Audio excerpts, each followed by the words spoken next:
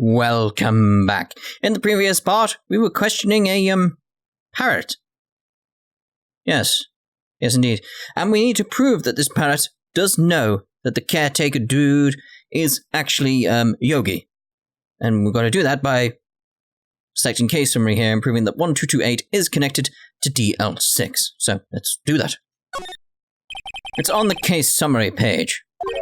The case summary? Specifically the date on which the DL6 incident occurred. The date of the incident? December 28th? Why, that's today's date. 15 years ago. And the number on that safe is 1228. Ah. And then it depletes. It depletes now. Be right back. Alright, there we go. Ah. He used the date of the DL6 incident as the number for his safe, Your Honor. That's how important that date was to him. I see. It certainly is an interesting coincidence. People often do set their secret numbers to dates. Ah, this is not tangible proof. I set my ATM card's number to 0001 because I'm number 1. You literally just... Alright. This has nothing to do with a date. Nothing. That's enough. I think we've reached a conclusion here. It's a mere coincidence, that's all. True, that is a possibility. However, two coincidences at the same time seems more like a pattern to me. What are you saying? Summon the caretaker of the boat shop. Immediately. Witness, tell us your name. Wait, this witness, he doesn't remember. No, it's okay. Oh, it's more respectable now already. I've accomplished what I wanted to do. I'm done. Nick, looks totally different. This is the real Yogi, I think. Finally. He's been acting feeble to hide his true identity. Acting for 15 years. Well, let me ask you again. Please state your name for the court. My name is Yanni Yogi. 15 years ago, I served as a bailiff in this very court. Oh, yes. Order. Yanni Yogi. So was it you who killed Robert Hammond? And tried to frame Miles Edgeworth for his death? Yes. It was me. I did it. They put me on the witness stand 15 years ago. Robert Hammond, he said I was mentally unsound. He told me it would make me innocent, get me off the hook. So I pretended to have a brain damage. I was innocent, really, but he didn't believe me. We won the trial, but I lost everything. I lost my job, my fiancée, my social standing. Then this year, 15 years later, a package arrived. It was a letter and a pistol. The plan was written out in careful detail. It was a plan for me to take my revenge on the people who ruined my life. I didn't care who had sent it. I thought this was my chance after 15 years. This was it. Finally, a chance to have my revenge on Robert Hammond and Miles Edgeworth. I have no regrets. Wait a moment. Revenge against Miles Edgeworth? What do you mean? I'm not at liberty to speak on that matter. Why don't you ask Mr. Edgeworth yourself? Anyway, I admit it. I was the one who killed Robert Hammond. Well. Situation resolved. Von Karma? Where's Mr. Yogi? Under arrest, Your Honor. I saw no room for error in his confession. Then the defendant, Miles Edgeworth, is innocent. In this case, at least. Very well. Will the defendant please take the stand? There are a few mysteries left unsolved. Still, you are cleared of suspicion for this particular case. So I would like to pass judgment on the murder of Mr. Robert Hammond. Any objections? I don't believe it. Why isn't Von Karma saying anything? Because he's gearing up for DL6. Very well. This court finds the defendant, Mr. Miles Edgeworth, not guilty. But we're not done, are we? Got DL6 coming our way. About time, too. That is all. This court is adjourned. Objection. Yep. Did someone just say objection? But it wasn't Von Karma. Yeah. Wait, but that means... No. Edgeworth? Your Honor, I object to your judgment. What do you mean? I'm not innocent at all. As we have heard, Yanni Yogi killed Robert Hammond in revenge. But revenge for what? Nick, Edgeworth is trying to confess. He's going to say he's guilty. He's going to tell them he was the murderer in the DL6 incident. He's going to tell them he killed his own dad. Uh-oh. What do I do? I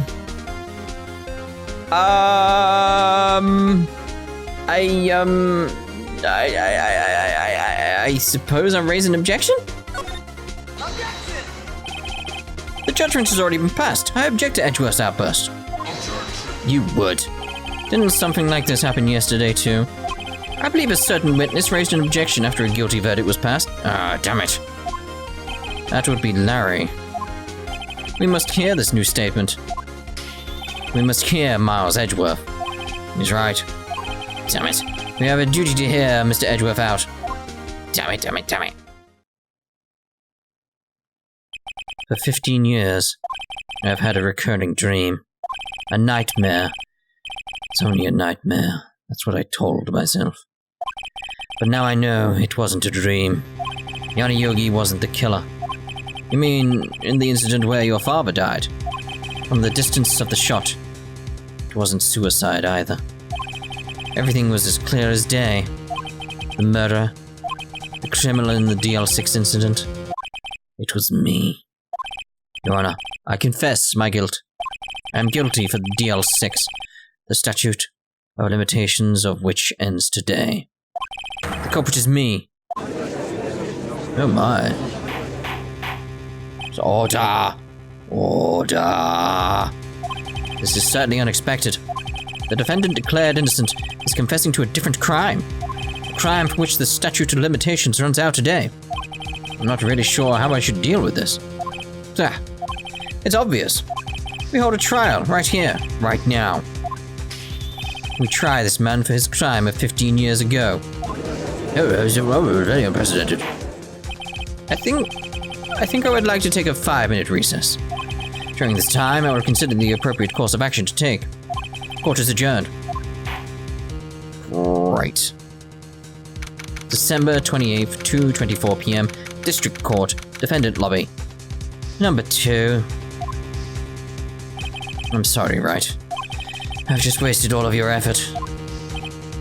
Mr. Edgeworth, I just don't believe it, sir. I mean, you killed your dad? I didn't want to believe it myself, Detective. But it's the truth. I deserve to be punished.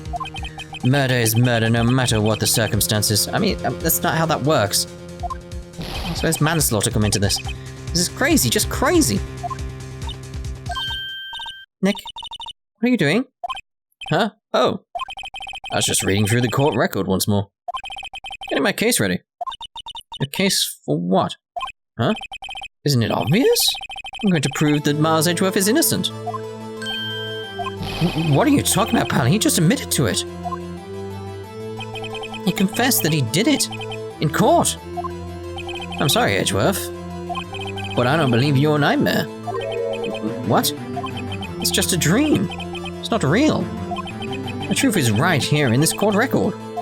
In any case, tighten your belts. The real fight is just ruined that line.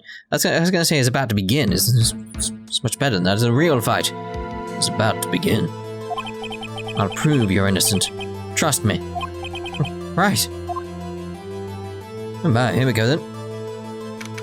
December 28th, 2:30 p.m. District Court, Courtroom number 3. Now then, I would like to resume our trial. Judge, Miles Edgeworth has admitted his own guilt. He has confessed his crime.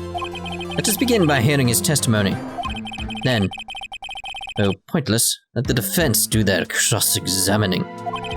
The statute of limitations on the DL6 incident runs out today.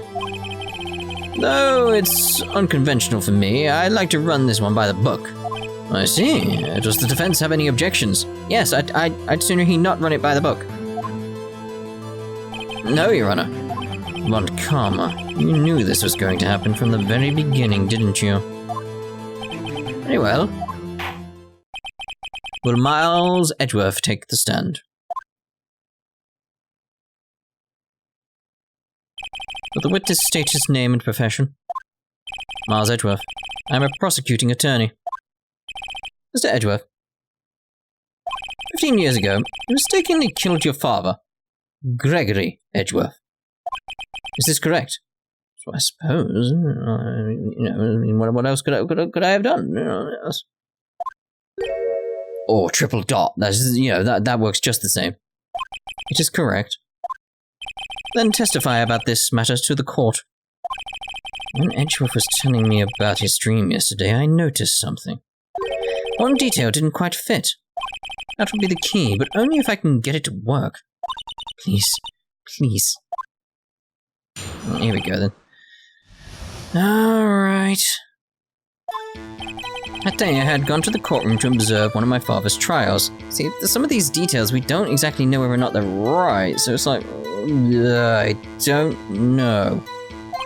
As we went to leave, an earthquake struck, trapping us in the elevator. My father and Mr. Yogi lost their composure and began to argue.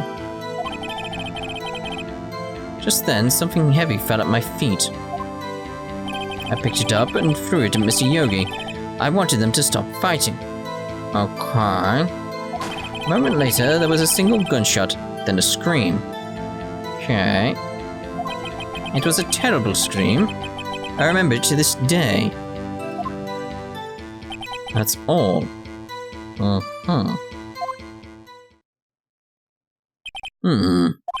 until now, you thought this memory was a dream. You were stuck in that elevator for 5 hours. The oxygen in the elevator ran out, and I lost my memory of the events. Blah! The same claim Mr. Yogi has made. Very well. Mr. Wright, cross-examination, please. Yes, Your Honor. Right, I need to look at the court record because I need as much details as that. I can't remember all the details here. Because I just don't know. Right, so anything DL6, that's not relevant, so this. An old photograph, DL6 Incident Exhibit A, it is written on the back. Okay. Don't need that, alright, don't need that. Maybe need the parrot? Right, so let's have a look at the case. Right, elevator, district courthouse. Air in elevator was oxygen depleted at time of incident, no clues were found on the scene. Defense attorney, trapped in the elevator, returning from a lost trial with son. Miles Edgeworth, age 9, one bullet found in heart, the murder weapon was fired twice. Court bailiff, trapped in the elevator with the Edgeworths, memory lost due to oxygen deprivation. After his arrest, fiancée Polly Jenkins committed suicide. That is what I'm after. Let's make our way through though. As we went to leave, an earthquake struck, trapping us inside. My father and Mr. Yogi lost their composure and began to argue. Just then, something heavy fell at my feet. I picked it up and threw it at Mr. Yogi. I wanted them to stop fighting. A moment later, there was a single gunshot, then a scream. There we go. Alright, so... present. Are you sure you only heard one gunshot? Yes, I'm sure of that. I heard the shot and the scream. Then everything faded. I was unconscious until the rescuers came. I see. No, Your Honor, unfortunately you don't. Look at this file one more time. This plainly contradicts the witness's testimony. You do enjoy dragging out that file, don't you? Yeah, I do, yeah. It's the only piece of evidence I've really got at this point. I don't accept this evidence unless you can tell us what page it's on. Which page contradicts Miles Edgeworth's testimony? Victim. Look at the victim data in this file. It says it quite plainly. Plainly. The murder weapon was fired twice. Oh, yes, it was twice. Oh, no. Miles Edgeworth only heard one gunshot. Yet the murder weapon was fired twice. The first shot was the accidental firing when the pistol was thrown. So, who fired the remaining shot? Oh, yeah, that's good. Was there perhaps another shooter who fired that second shot? Your Honor, as I'm sure you're aware, this incident occurred 15 years ago. The evidence is dated. The pistol did fire twice. However, we do not know when that second shot was fired. It might have been fired the day before the incident.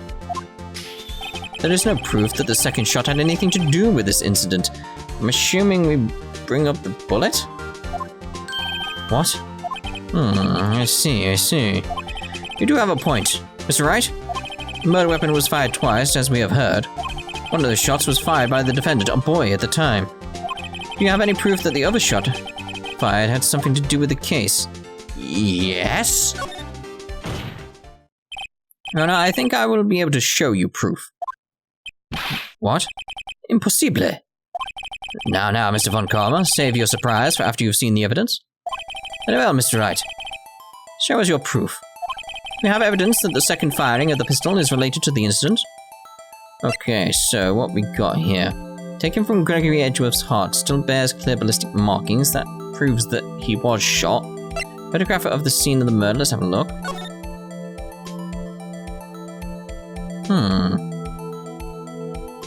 So there's a bullet hole in the window. There's blood all over him. Okay, so let's have a look again. Elevator District Courthouse. Air in the elevator was oxygen depleted at the time of incident. No clues found on the scene. Defense attorney trapped in elevator returning from a lost trial with son. Miles Edgeworth, age 9. One bullet found in heart. The murder weapon was fired twice. Bailiff trapped in elevator with Edgeworth. Memory lost due to oxygen deprivation after his arrest. Fiancé Holly Jenkins committed suicide. And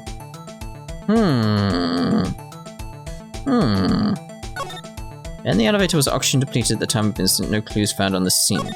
Defense attorney trapped in elevator returning from a lost trial with son. Miles Edgeworth, age 9. One bullet found in heart. The murder weapon was fired twice. Bailiff trapped in the elevator with Edgeworth's memory lost due to oxygen deprivation. I don't know. The only thing I've got to go on is like something that hasn't come up, that hasn't been pointed out, is right there at the top of that photo, and that's the bullet hole. But let me see, it's like... It's just a case of like, was it fired through the window? Because it's sort of like, if you, like, trying to think, the glass, where would the glass be? Like, clearly it's got that like film over it so it doesn't shatter and spread everywhere. But how? Was it shot from the outside? Was it like, did someone shoot the glass? I don't know. That's the only thing I'm going to go on that's different. Look at this photograph. This is a photograph of the scene of the crime 15 years ago. Can't Thinking about it, no, actually now. It would have to be 2 shots on that day, because it wouldn't have gone through the glass as well. Because it would be traveling through a body. It wouldn't be, surely it wouldn't be, like someone will have to like check this one, but surely it wouldn't be strong enough to go through a body and through the glass. That is clearly got like some kind of film of it to be sort of like semi-bulletproof, not 100% complete bulletproof because the bullet went through it, but enough to like make it so it doesn't shatter and spread everywhere, basically. It's just like it's contained, a bit like windscreens and stuff like that, or windshields, or whatever you want to call them. So like that. So I don't think it'd have enough power to go through a body and the window.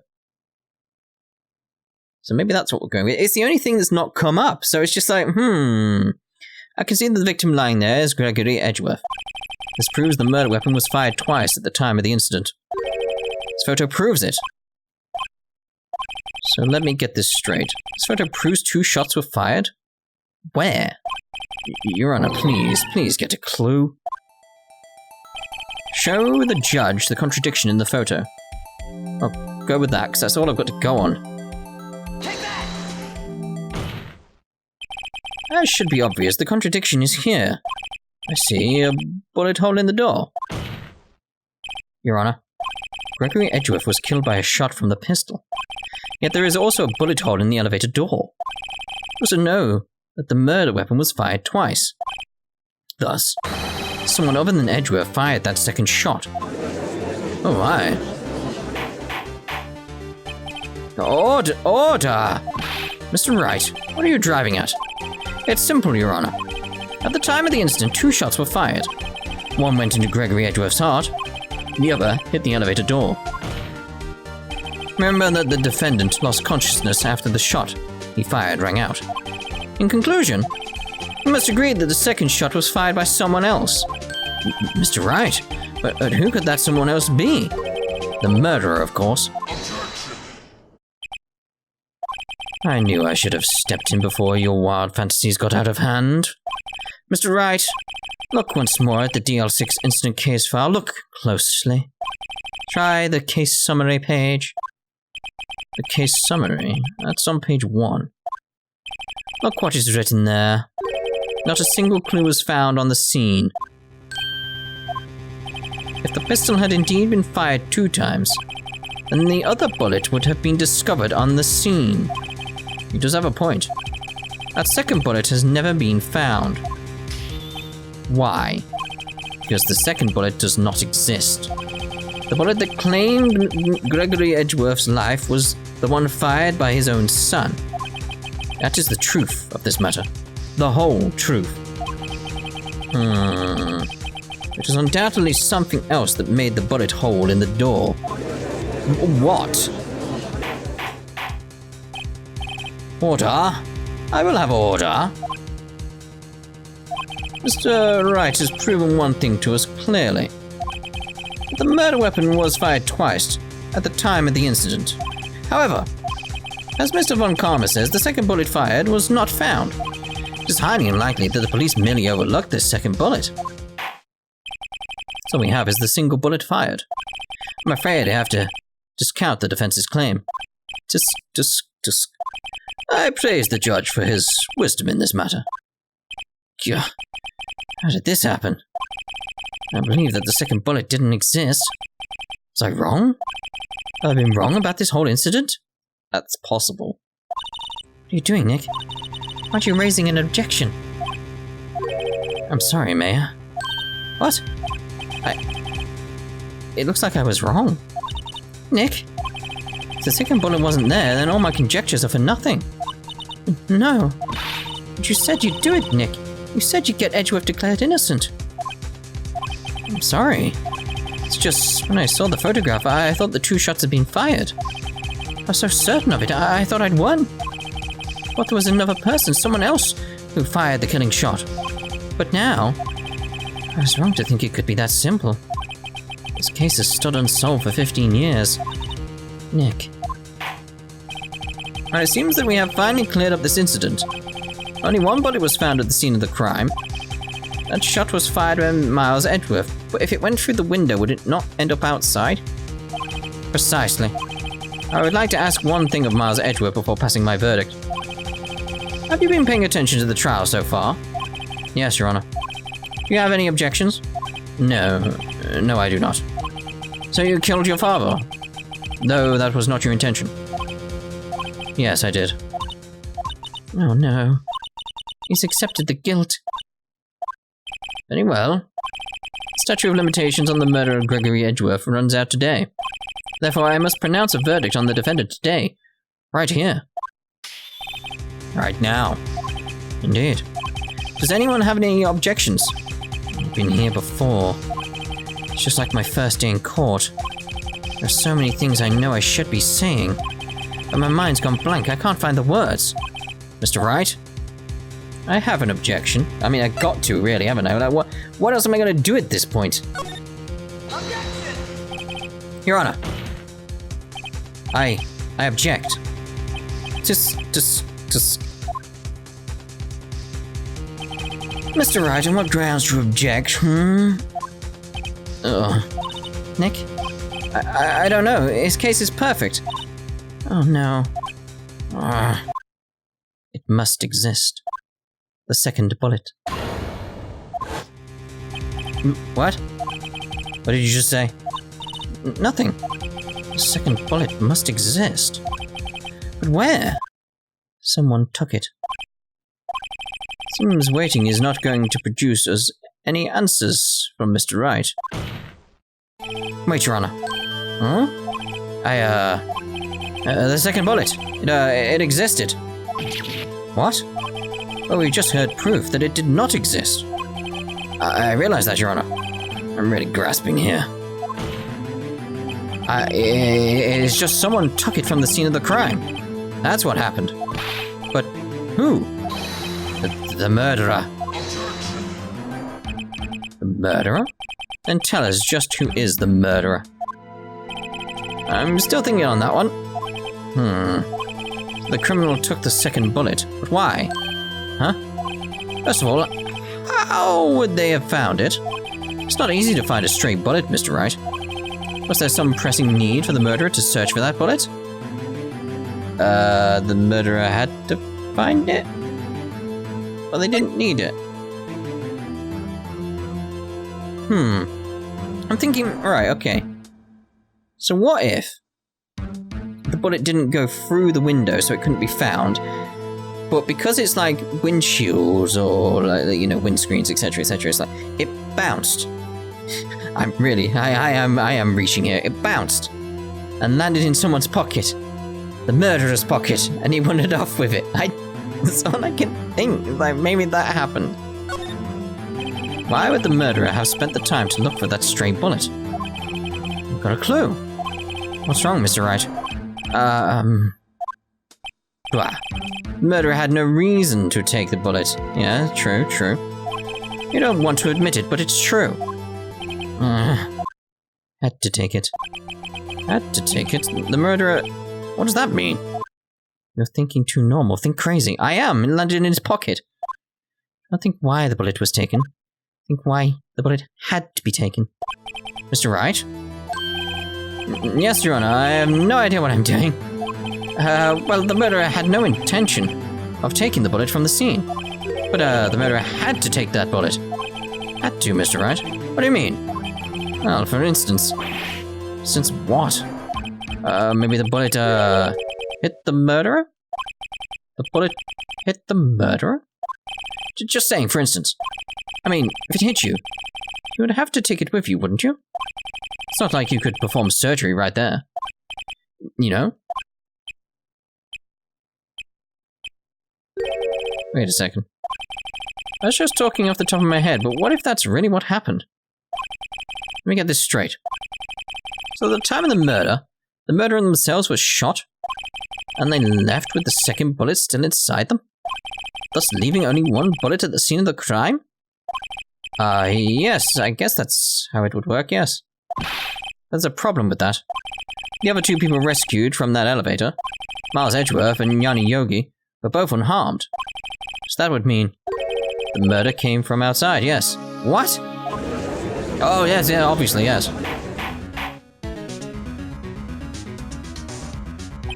The two men fight inside the elevator. Trying to stop them, the boy picks up the pistol at his feet and throws it. The pistol discharges, and the bullet goes through the elevator door and hits the murderer outside. The boy loses consciousness. Then the murderer opens the elevator door and sees the men inside.